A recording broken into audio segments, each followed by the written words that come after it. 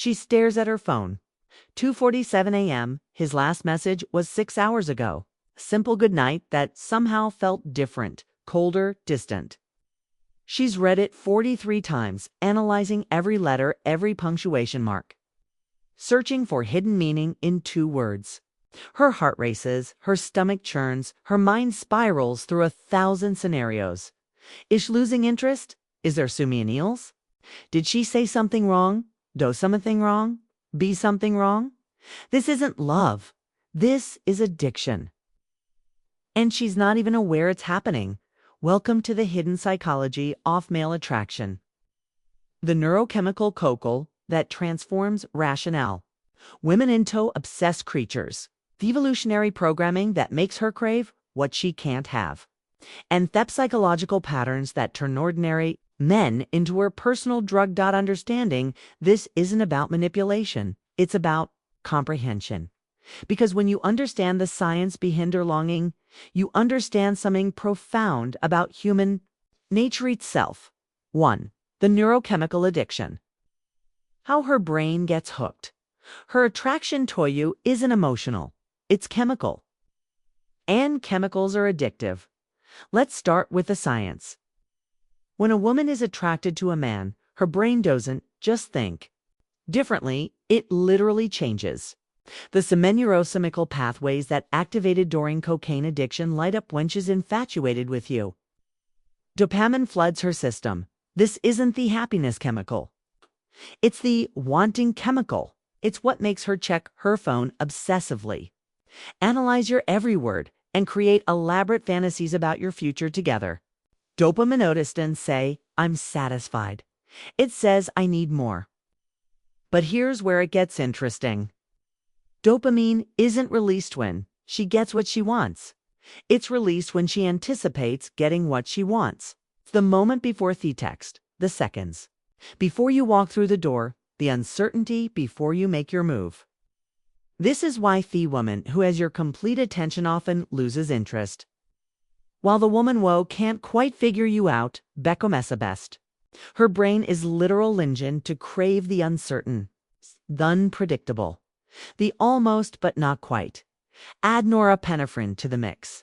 The stress hormone that makes her heart race. 1. She sees you, makes her hands shake. 1. You touch her, makes her unable to eat or sleep when you're on her mind. This isn't comfort. This is chemical intoxication. Then comes phenylamine, the natural amphetamine that creates those butterflies in her stomach. It's that giddy feeling when you're around. It's that sense of it. Everything is more vivid, more intense, more real when you're in her presence. Finally, oxytocin binds her to you, released during physical touch, deep conversation, and intimate moments. It's the chemical that makes her feel safe with you, connected to you, bonded to you. But oxytocin has a dark side. It makes her more susceptible to manipulation, more likely to overlook flags, more willing to sacrifice hero needs for the relationship. Together, these chemicals create a perfect storm of addiction. She's not coasting to obsess over you. Her brainness compelling her to. She's not deciding to lose herself in the relationship. Her neurochemistry is hijacking her rationale. This is why she can't just get over you. This is why she checks your social media at 300 a.m. This is why she analyzes every interaction for hidden meaning. She's not being crazy. She's being human. And human brains are wired for addiction. But here's the crucial part. This chemical cocktail isn't triggered by kindness, availability, or devotion. It's triggered by uncertainty, challenge, and intermittent.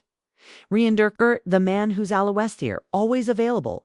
Aloestrine rarely triggers this neurochemical response. The man who's sometimes there, sometimes distant, sometimes warm, and sometimes cold. He's the one who activates her addiction circuits. Understanding this doesn't mean being cruel or manipulative. It means recognizing that on a different frequency than logic. That her heart doesn't want what her head thinks it should want. And that behaviors that make logical sense often kill the very attraction you're trying to maintain. The question isn't whether this system is fair or rational. The question is whether you understand it well enough to work with it instead of against. 2. The evolutionary program. Why Shek craves what she can't control. Her desire for the unattainable isn't a bug in her programming. To feature. Evolution doesn't care about your feelings. It cares about survival and reproduction. And for thousands of years, the women who survived and passed it in their genes were the ones who were attracted to men who displayed specific traits. Traits that often had nothing to do with kindness or availability. Strength, resources, status, protection, genetic quality. These were the characteristics that meant survival for her and her offspring. But how does a woman's brain quickly uses these qualities in a potential mate? Through behavioral cues, through social dynamics, through the way other people respond to him, through his ability to remain calm under pressure, through his willingness to walk away if not treated with respect, through his capacity to make decisions without seeking her approval. These cues trigger what psychologists call preselection bias, the tendency to want what others want, to desire what seems scarce, to be attracted to what appears valuable. This isn't shallow or materialistic. This is survival programming that's been refined over millennia. This is why the man was surrounded by other women often becomes more attractive to her. This is why the man who has options seems more desirable than the man who doesn't. This is why the man who's willing to lose Harifon gains her respect in ways the man who clings never will. Her brain is constantly running calculations. Is this man high value or low value? Is Hekison by others or ignored by others? Does he have options or is she his only option? Is he moving toward his goals or waiting for her approval to live his life? The answers to these questions determine not just her level of attraction, but her level of investment. The woman who perceives you as high value will invest more energy, more emotion, more of herself in winning and keeping your attention. The woman who perceives you as low value will invest less, withdraw more, and eventually lose interest entirely. This isn't conscious. She's not sitting there analyzing your market value like a stock trader. This evaluation happens at a subconscious level, processed by brain regions that evolved long before language, logic, or conscious reasoning. This is why her attraction to you can change so dramatically based on external factors. A promotion at work, the way your friends treat you, your confidence in social situations, your reaction to tower tests and challenges. All of these feed into her subconscious evaluation of your value. But here's what most men miss. Her desire for the unattainable is just about assessing your value. It's about maximizing her own genetics stand. If she can win the attention of a high-value man who has options, her offspring will inherit those same high-value traits. If she settles for a man who has no options, she's potentially limiting her genetic legacy. This programming runs so deep that it often overrides her conscious preferences. She might logically know that the available dudded man is better for her long-term happiness, but her attraction circuits are pulling her toward the challenging, unpredictable man who triggers her evolutionary algorithms. Understanding this isn't about becoming manipulative or playing games. It's about recognizing that attraction operates according to ancient rules that have nothing to do with modern dating advice. The man who tries to win her through devotion and availability is fighting against millions of years of evolutionary programming. The man who maintains his independence, his options, and his standards is working with that programming instead of against it. 3. The psychology of intermittent trianarchy. Why inconsistency creates obsession. The slot machine doesn't pay out every time. That's exactly why people can't stop pulling the lever. The most powerful tool for creating psychological addiction isn't constant reward. It's intermittent reinforcement. Unpredictable, irregular, sometimes yes, sometimes no patterns of behavior that create the strongest psychological bonds known to science. This principle was discovered by B.F. Skinner in Heiss experiments with pigeons and slot machines. When rewards are given consistently, behavior Beckham spread tactile and eventually boring. When we are given randomly, behavior BEMS, compulsive and obsessive. Uplift this to human relationships and unlock the secret to why she Beckham as addicted. To certain men, while lows and gentrist and others, the man who Al West texts back immediately, always says yes to her requests, always makes himself available, always shows affection, he's providing consistent reinforcement. Our brain quickly learns the pattern. He's predictable, reliable, always there. While this might seem positive, it actually reduces dopamine production. Her brain stops anticipating because it knows what to expect. The man who sometimes texts back immediately and sometimes doesn't. Who? Sometimes says he's and sometimes has other plans. Who sometimes shows intense affection, and sometimes seems distant. He's providential reinforcement. Her brain can't predict the pattern. Swa remains in a constant state of anticipation, flooding her system with dopamine every time he does respond. Wasively? Nice. This is why she checks his social media obsessively. But Beryl glances at the social media of men were always available to her. This is why she analyzes every word from the man, who's sometimes warm and sometimes cold, while taking for granted the words. Off man who's consistently affectionate. Her brain interprets inconsistency as value. The reasoning is unconscious but simple. If he were low value, he would always be available. Always eager to please, always seeking her approval. Staff that he's sometimes unavailable, sometimes unresponsive. Sometimes focused on other priorities suggests that he has options. Resources and life worth living independent of her validation. But intermittent trend goes deeper than just texting patterns or availability. ICO's up in emotional intimacy, physical affection, attention, and validation. The man who shares deeply sometimes and remains mysterious other times creates more intrigue than the man who's an open book. The man whose physical affection in private but maintains some distance in public creates more attention than the man who's constantly touching her. This principle explains why the bad boy archetype is universally attractive across cultures and generations. It's not that women are attracted to men who treat them poorly. They're attracted to men who providential reinforcement. Moments. Often credible connection followed by periods of distance. Times of intense attention, followed by times of distraction. Experiences of feeling special, followed by experiences often certainty. The key insight is this. Her addiction isn't to the negative attribute. It's to the unpredictability.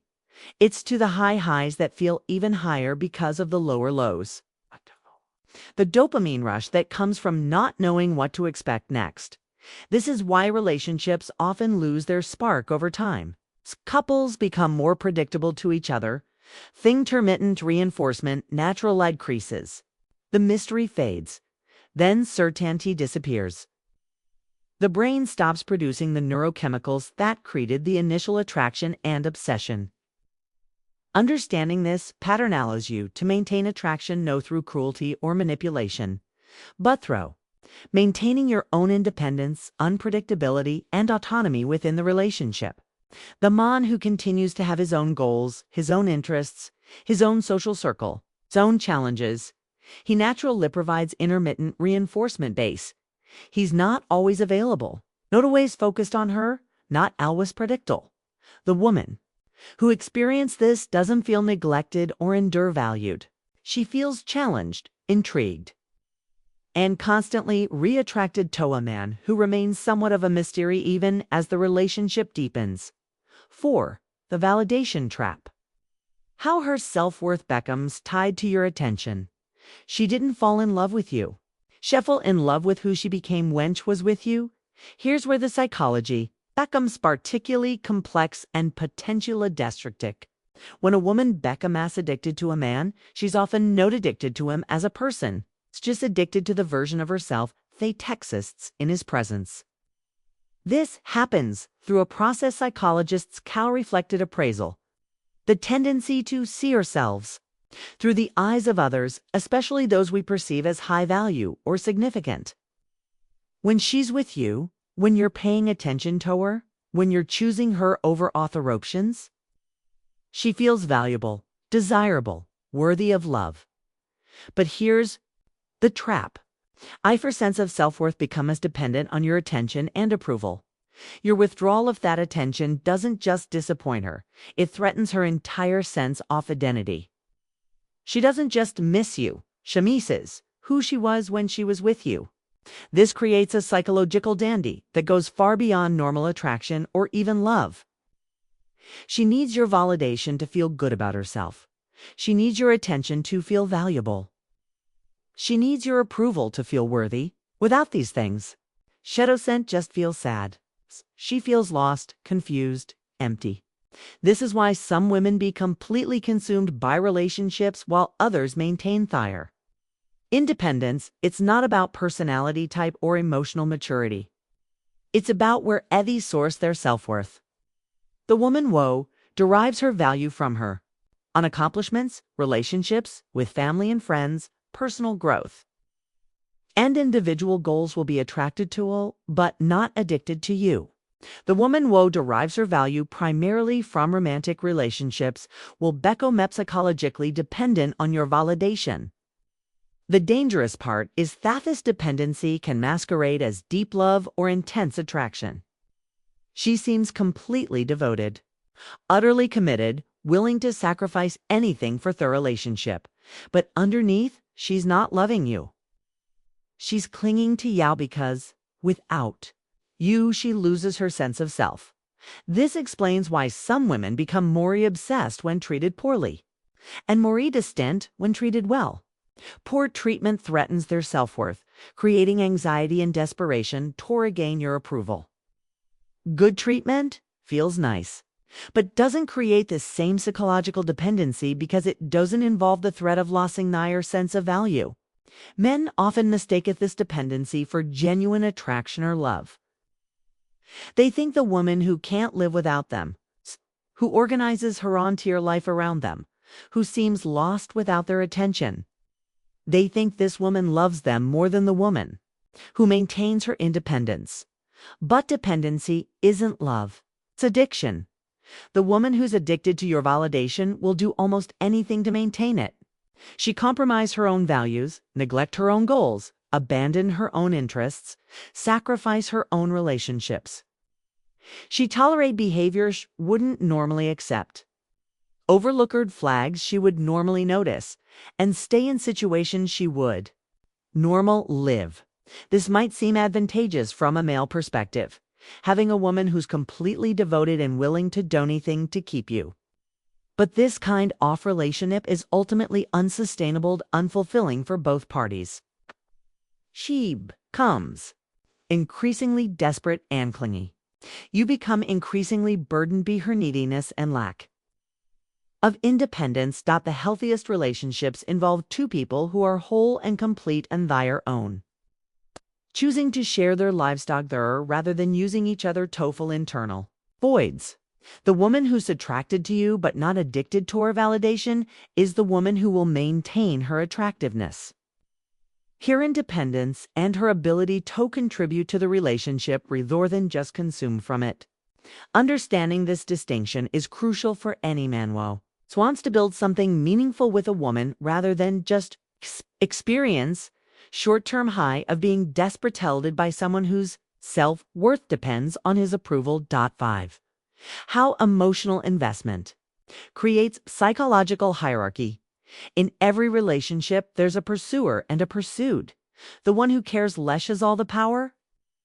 The final piece of puzzle is perhaps the most politically incorrect but psychologically accurate. Power dynamics and emotional investment is the currency of that power. The person who invests less emotionally holds more power in the relationship. The person who invests more emotionally becomes subordinate to others' choices and moods. This is an unconscious game that people play. It's an unconscious dynamic that emerges naturally based on levels of investment, need, and dependency. And it has profound effects on attraction, respect, and long-term relationship satisfaction. When she invests more emotionally than you do. When she thinks about you more, initiates contact more, changes her schedule for you more, compromises her preferences. For you more, she unconsciously places herself in a subordinate position. She becomes Theon who adapts, accommodates, adjusts to maintain the relationship. This investment doesn't make her more valuable to you. It makes you more valuable to her. It doesn't increase her power in the relationship, it decreases it. It doesn't make her more attractive. It often makes her less attractive. It signals that she has fewer options, lower standards, and greater need for the relationship than you do. This dynamic explains why many relationships follow predictable patterns. In the beginning, investment levels are roughly equal. You're both pursuing, both interested, both making for it. But over time, one person usually begins investing more heavily than the other. Once this imbalance occurs, it tends to become as self-reinforcing. The higher investment person becomes more anxious about losing their relationship. So they invest even more. They become more accommodating, more available, more eager to please. The lower investment person becomes more comfortable with the arrangement. So they invests even less. They become more selective with their time and attention, more demanding of their preference being met, more confident that the other person will adapt to their needs. Screets what psychologists call the pursuer distancer dynamic. The more one person pursues, the more the other person distances. The more one person invests, the less the other person values that investment. The more one person needs the relationship, the less the other person respects them. From a female psychology perspective, this dynamic often determines her level of attraction and respect. She might consciously want a man who adores her. Unconsciously, she's more attracted to the man who seems slightly less invested than she is. She might illogically prefer the man who always makes her his priority, but emotionally craves the man who has other priorities that sometimes come before her. This isn't because women are inherently manipulative or game-playing. It's because attraction is often inversely correlated with availability, directly correlated with perceived value. The man who's always available seems less valuable than the man who's sometimes unavailable. The man who has no other options seems less desirable. The man who chooses her among other options. Understanding this dynamic doesn't mean being cold, distant, or uncommitted. It means maintaining your own life goals and interests even within a relationship. It means not making her your entire world even if you love her deeply. It means investing in the relationship without over-investing to the point where the power balance becomes unhealthy. The most sustainable relationships involve relatively equal investment levels, where both people maintain their independence, their options, and their ability to walk away if necessary. Its quality creates mutual respect rather than the pursuit of stance dynamic that characterizes so many modern relationships. When she knows that you're with her by choice rather than need, that you value the relationship but don't depend on it for your identity or happiness, that you're invested but not over-invested, she's more likely to maintain her attraction, respect, and healthy. Use this knowledge wisely. The goal isn't to manipulate or control, but to understand and work harmoniously with the psychological forces that govern human attraction. When you do this successfully, you don't just get the woman. You get the best version of the woman, attracted to the best version of yourself.